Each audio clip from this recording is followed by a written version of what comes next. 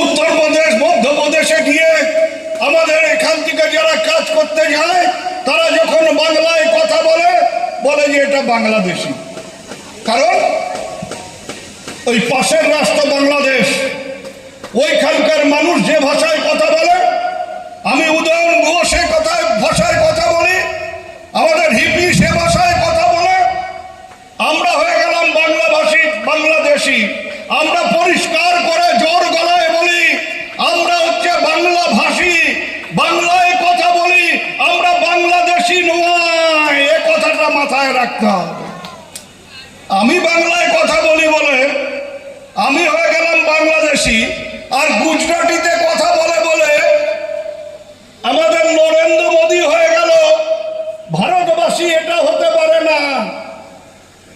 গুজরাটের পাশেও তো পাকিস্তান।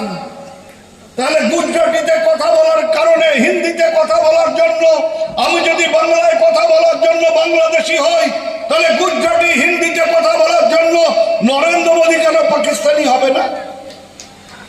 বলে যে এই যে ধরে দিল্লিতে ধরে বলে যে প্রমাণ করো তুমি ভারতবাসী। প্রথমে মানুষ কি বের করে? এই যে দেখেন মোর রেশন কার্ড। আমরা যে রেশন পাই ভারতবর্ষের আইনে